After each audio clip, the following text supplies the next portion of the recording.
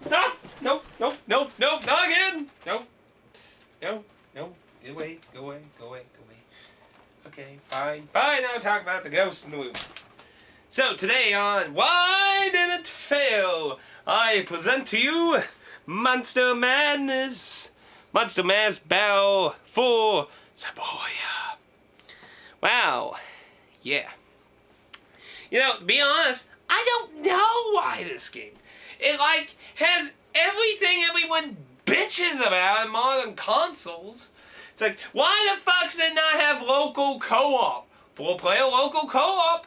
4-player local co-op. I hear that bitched about all the time in first-person shooters and shit. But it's not simply the fact that it doesn't even have 2, but it has 4-player local co-op. Good lord. I very rarely ever see anything have 2-player local co-op anymore. It's like, and then the fact that it's incredibly reminiscent of Zombies Ate My Neighbors. Like, I just, you know, tons of people like Zombies Ate My Neighbors, so why did this game fail? It's long, it has tons of content, and it has ranging madness of difficulties, you know? If you're really not into hard games, you can play it easy and get through it. If you really want to be so fucking batshit hard, believe me, it gets there immediately. Especially if you're by yourself. About the only thing I think it sucks about the 360 version is it doesn't have online co-op for the story campaign. And not that that matters, I haven't been a gold member on 360 for ages. Though the PS3 version is supposed to have online co-op through the story. But, I find it so odd that this has things that people bitch about, and yet, when it came out, everyone and their mother was, like, bitching about it. I just don't really get it. I mean, yeah, it was by South Peak, which, to be honest, did not have a very good rep because of certain things like, where are you? Must I always go to my great wall of games that no one can see because it's on the side over here instead? Where the hell are you? I know I have you. I know I have you, you horrible, well, maybe not horrible. I don't know, I'll leave that to be judge of you, but it wasn't well received, that was for sure. Where the hell is that game? I know I have it. I know I bought it. I wasted money buying it. Well, I don't... Huh, that's kind of weird. I don't see where the hell it went. Ah, there it is. Hello, there you are. Two Worlds, which was again by South Peak, or published by South Peak. Two Worlds wasn't well received when it came out. It had all this huge hype, but it didn't come out very well. I don't know, maybe that had something to do with it. I liked Monster Mass. It's fun co-op of that. But we're here to talk about why it failed. I think it failed because it's like the wrong time period. We're talking about a very arcadish game here. A game of co-op and men and lots of death. Well, that's part of the game. I mean, when you think about it, you know, that wasn't... To be honest, I don't know anything except for Ghoul Patrol and this being reminiscent of Zombies Ate My Neighbors, really. I mean, you're in a top-down view, millions of guns, and just tons of B-horror movie monsters trying to kill and eat you. I mean, I wouldn't think there aren't any of those, but I don't know of any, to be honest, so...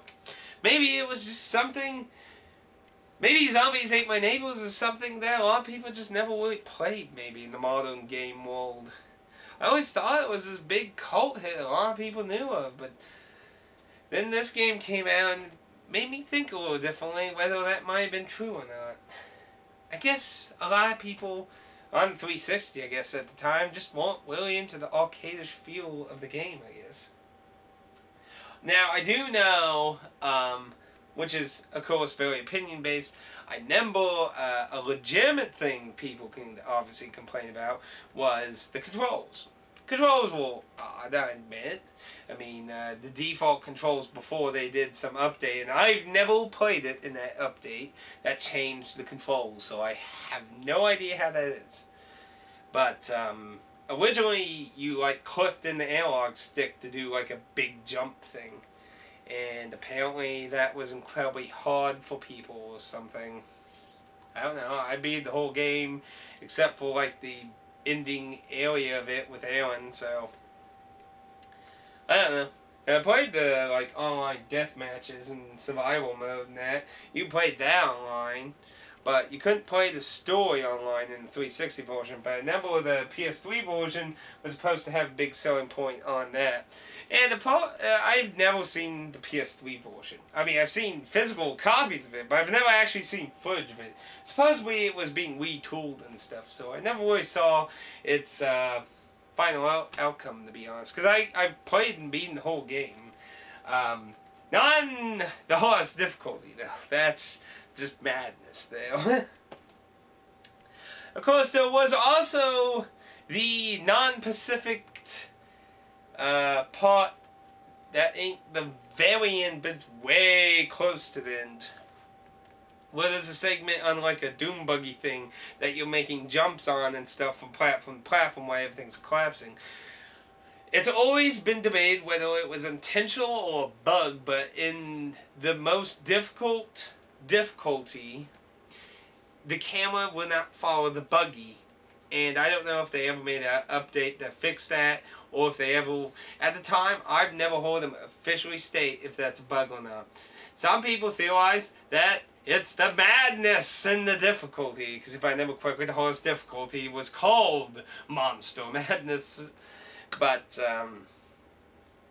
and some people got peeved about that. I could definitely see getting mad about that, because it certainly did seem like a bug, because that's kind of odd to do if you were just making it hard. That's just being really asinine in a way, to be honest, so. But this kind of game, to be honest, I can't play beyond normal, especially by myself. The hard difficulty is almost impossible to solo. I mean, I wouldn't say they're impossible, but unless you basically know the whole freaking game inside out, I don't think a normal person could very easily accomplish it. And the art style and everything was interesting. I mean, it had B-movie horror all over it, and you had stereotypes for each: a geek, a goth, the dumb idiot, cool hipster dude, and you know, a stupid cheerleader bit. I don't know. I think it had a lot of variety. There were tons of types of enemies in that. I'd say the only other complaint where to throw at is that one could consider it too long. I mean, it is a very lengthy game. And to be honest, I think that's more bang for your buck, especially when it started hitting bargain bins really fast after it got thrashed like hell when it came out. I remember when I bought it brand new, and then, you know, it's like a month or two later, it's like fucking $10 and shit. It just got steamrolled when it came out. It was awful. And copies came with a little mini comic book that was published by Dark Horse Comics. It just basically tells a little before the story of the events of the game, and then the end of it basically picks up where the events start. I love how at the beginning here, these people like here talking in the beginning. It's like, yeah, I've been divorced, took all the kids. Oh, well, you see the game last night? Ah, zombies! I don't know. It's just corny as hell and shit, you know. I don't know. I really like the stick design. It has a very interesting design. It has a lot of bizarre bosses and shit. The leprechaun in the game is just fucking weird. There's this leprechaun that reoccurs through a lengthy portion of the game. Is bizarre. And what's also interesting is there are differences in certain things. Like some bosses do different things, different difficulties. One of the achievements kill like every type of enemy. There's an enemy that doesn't appear. I'm not sure what difficulty is. You have to play a harder difficulty for this one enemy to appeal. It spawns in a boss fight, but it's not in the lower ones. It's in the harder one.